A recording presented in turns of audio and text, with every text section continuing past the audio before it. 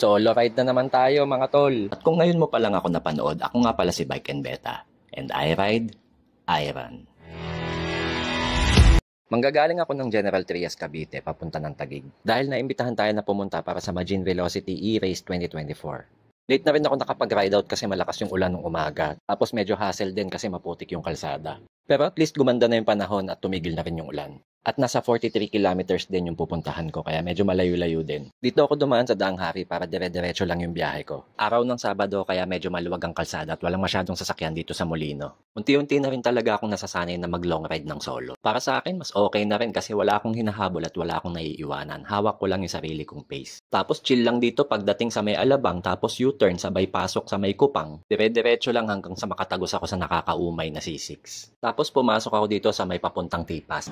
Lapit na ako dun sa puntahan natin sa Cycle Lab. Solo lang. Sabado, walang gustong sumama.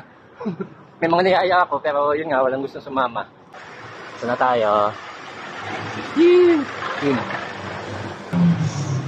At ayun, nandito na nga tayo sa may Cycle Lab. Dito lang to sa may Pilar Building, 2nd floor, F. Manalo Street, Taguig City. Bale dito, aside sa nagbebenta sila, nagke-cater din sila ng bike fitting at bike sizing at FTP. At syempre dahil nasa Taguig tayo, home of Tipas Bakery, syempre hindi pwedeng mawala to.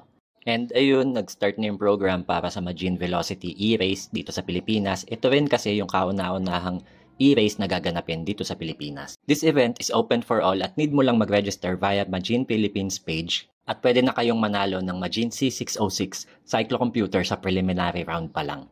At isa sa mga sasalang dito sa Cycle Lab ay ang Team Go for Gold. Alam kong panghihinaan na kagad yung iba sa inyo dahil meron na kagad sumali ng mga pro. Pero don't worry kasi sa iba't ibang bike shops naman gaganapin itong Majin Velocity E-Race. At yung finals naman ay gaganapin sa bike demo sa CCP.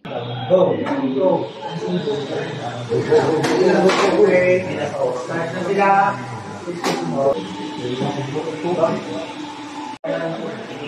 Best time naman ko eh.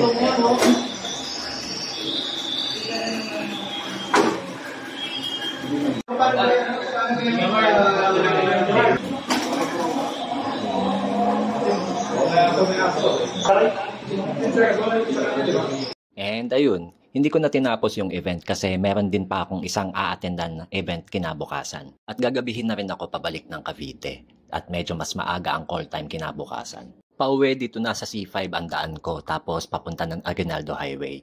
So yun lang mga tol, matsalab sa panonood at ingat kayong lahat. Ride soon. At bago ko makalimutan, thank you nga pala sa SPN Cycle PH, kay Sir Onin at kay Ma'am SJ, pati na rin kay Clyde.